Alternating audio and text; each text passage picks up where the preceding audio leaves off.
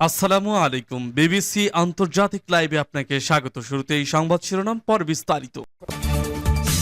পুরোদমে ইসরায়েল, ফিলিস্তিন, Iran, Hezbollah যুদ্ধ চলছে, জানিয়ে দিব আমাদের হাতে থাকা সর্বশেষ গুরুত্বপূর্ণ আপডেট। আন্তর্জাতিক সংবাদ। আরব ইসলামী সম্মেলন থেকে সরে দাঁড়ালেন ইরানের প্রেসিডেন্ট।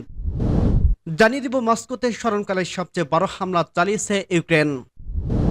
আরও জানিয়ে দিব লেবাননে স্থল আক্রমণ সম্প্রসারণের অনুমোদন ইসরায়েলি সেনা প্রধানের। এবং আরও জানিয়ে দিব ইসরায়েলি বোমা হামলায় গাজায় লেবানন, সিরিয়ায় নিহত 94 জন।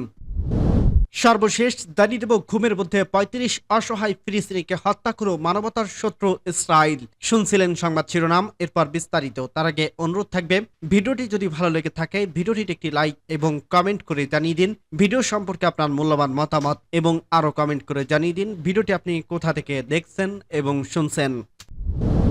আরব ইসলামী সম্মেলন থেকে সরে দাঁড়ালেন ইরানের প্রেসিডেন্ট।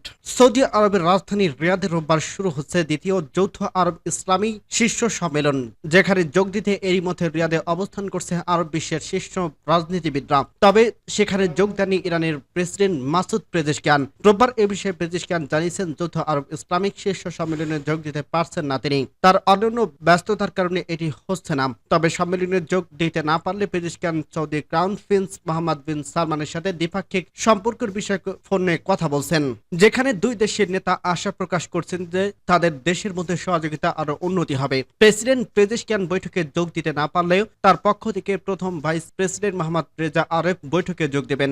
সেই সঙ্গে পেজেশকিয়ান আশ্বস্ত করছেন সৌদি ক্রাউন প্রিন্স বিচক্ষণতার জন্য এই সমাবেশটি গাজা এবং লেবাননে ইহুদিবাদী শাসকদের অপরাধ বন্ধ করার লক্ষ্যে বাস্তব ফল দেবে। সালমান ফোনের জন্য পেজেশকিয়ানকে ধন্যবাদ জানিয়ে বলেন তিনি তার পরিস্থিতি বুঝতে পেরেছেন এবং ইরানে আমাদের ভাইদের সাফল্য কামনা করছেন। সেই সৌদি ইরান সম্পর্ক একটি ঐতিহাসিক মোড় নিয়ে যাচ্ছে বলে সালমান আশা প্রকাশ করছে, বলেন দেশ দুটির দ্বিপাক্ষিক সম্পর্ক আরও সর্বোচ্চ পর্যায়ে উন্নীত হবে। মস্কোতে স্মরণকালের সবচেয়ে বড় হামলা চালিয়েছে ইউক্রেন। ইউক্রেন গতকাল রবিবার কমপক্ষে 34টি ড্রোন দিয়ে মস্কোতে আক্রমণ চালিয়েছে। 2022 সালে যুদ্ধ শুরু হওয়ার পর থেকে রাশিয়ার রাজধানীতে ইউক্রেনি বাহিনীর সবচেয়ে বড় ড্রোন হামলা ছিল এটি। এই ঘটনায় শহরের 3টি প্রধান বিমানবন্দর থেকে 36টি ফ্লাইটকে ঘুরিয়ে দেওয়া হয়েছে এবং কমপক্ষে 5 জন আহত হয়েছেন। বিমান প্রতিরক্ষা ব্যবস্থা রবিবার পশ্চিম রাশিয়ার অন্যান্য অঞ্চলে আরও 50টি ড্রোন ধ্বংস করছে বলে দেশটির প্রতিরক্ষা মন্ত্রণালয় জানিয়েছে। মন্ত্রণালয় জানিয়েছে রাশিয়ার ভূখণ্ডে সন্ত্রাসী হামলা চালালেও কিয়েভ সরকার ব্যর্থ হয়েছে।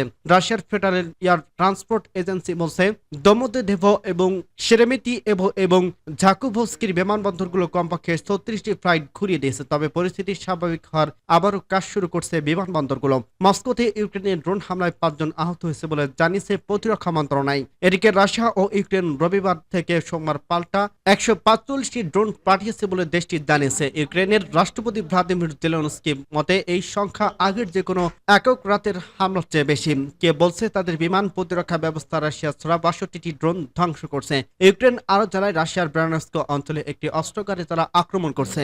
এদিকে নতুন করে রাশিয়ার বিমান হামলায় দক্ষিণ ইউক্রেনের কমপক্ষে 5 জন নিহত হয়েছে। কমপক্ষে কৃতপক্ষের সোমবার জানিয়েছে মস্কো এবং কিয়েভ উভয় একে অপরের দিকে ড্রোন হামলা চালানোর একদিন পরে এ ঘটনা ঘটছে।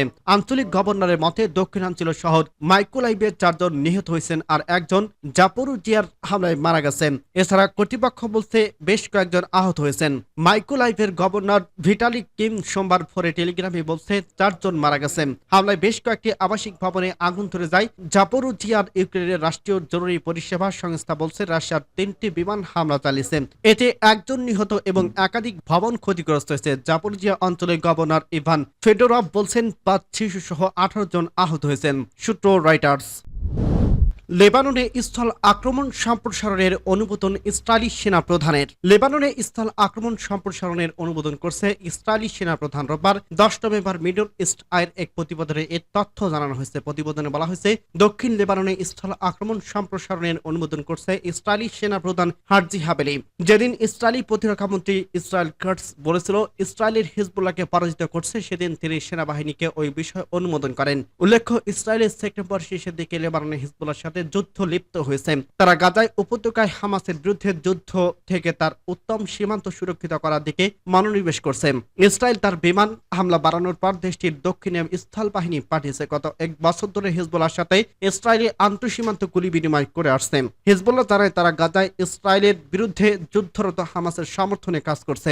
লেবাননের স্বাস্থ্য মন্ত্রণালয় জানিয়েছে 23 সেপ্টেম্বর থেকে শুরু হওয়া যুদ্ধে এ পর্যন্ত লেবাননে 2600 জনের বেশি মানুষ নিহত হয়েছেন। শুদ্ধ মিডল ইস্ট আই। ইসরায়েলি বোমা হামলায় গাজায় লেবাননের সিরিয়ার নিহত 94। ফিলিস্তিনি গাজা এবং লেবাননের সিরিয়ার একযোগে ইসরায়েলি বিমান হামলায় প্রাণ গেছে আরো 94 জনের। এর মধ্যে গাজায় 49 জন, লেবাননে 38 জন এবং সিরিয়ায় ইসরায়েলি বাহিনীর হামলায় প্রাণ হারিয়েছে 7 জন। সোমবার 11 নভেম্বর এক প্রতিবেদনে এ তথ্য জানিয়েছে আল জাজিরা। প্রতিবেদনে বলা হয়, রবিবার ইসরায়েলি বাহিনী গাজা ভূখণ্ডে অন্তত 49 ফিলিস্তিনি হত্যা করছে বলে গাজার চিকিৎসা সূত্রে জানিয়েছে। এর মধ্যে উত্তর গাজায় জাবালিয়াতে ইসরায়েলি বাহিনী একটি হামলাতেই নিহত হয়েছে 36 জন। লেবাননের স্বাস্থ্য মন্ত্রণালয় জানিয়েছে, ইসরায়েলি বাহিনী গত 24 ঘন্টায় সারা দেশে যে অভিযান চালিয়েছে তাতে আরো 38 জন নিহত হয়েছেন। এর মধ্যে রাজধানী বৈরুতের উত্তর আলমাত গ্রামে হামলায় 23 জন নিহত হয়েছেন। আলমাত গ্রামে হওয়া এই নিহতদের মধ্যে 7 শিশু রয়েছেন। অন্যদিকে রবিবার সিরিয়াতে হামলা চালিয়েছে ইসরায়েল। সিরিয়ার প্রতিরক্ষা মন্ত্রণালয় জানিয়েছে, রাজধানীর দামেস্কের একটি আবাসিক ভবনে ইসরায়েলি বাহিনীর বোমান হামলায় অন্তত 7 জন নিহত হয়েছেন। জাবালিয়া আবাসিক ভবনে সতর্ক না করেই বিমান হামলা, খুনের মধ্যে 35 অসহায় ফিলিস্তিনিকে হত্যা করল মানবতার শত্রু ইসরায়েল। বারবার ইসরায়েলি সেনারা গাজা উপত্যকায় একটি ভবনে হামলা চালিয়ে অন্তত 35 অসহায় ফিলিস্তিনিকে হত্যা করছে, যাদের বেশিরভাগই শিশু ও প্রতিবন্ধী মানুষ। গাজায় ইসরায়েলি আগ্রাসন শুরুর 400তম দিনে রোববার গভীর রাতে এই পাশবিক হামলা চালানো হয়। গাজায় উত্তর জাবালিয়া এলাকায় ওই ভবনে নিজেদের বাড়িঘর হারিয়ে শরণার্থীদের পরিণত হওয়া ফিলিস্তিনিরা আশ্রয় নিয়েছিলেন। এদের মধ্যে নারী, শিশু ও প্রতিবন্ধীদের সংখ্যা বেশি ছিল। ভবনটি বিমান হামলা চালিয়ে ধ্বংস করে ফেলার আগে কোনো সতর্কতা দেয়নি দখলদার সেনারা। এর ফলে ভবনটিতে অবস্থানকারী কোনো মানুষ প্রাণ রক্ষা পায়নি। আল জাজিরার এক রিপোর্ট অনুসারে ভবনটি সবাই নিহত হয়েছে বলে জানিয়ে নিশ্চিত করছে। এটির ধ্বংসাবশেষ থেকে কেবল হতভাগ্য মানুষের টুকরো টুকরো এবং থেতলে যাওয়া লাশ বের করা হয়েছে।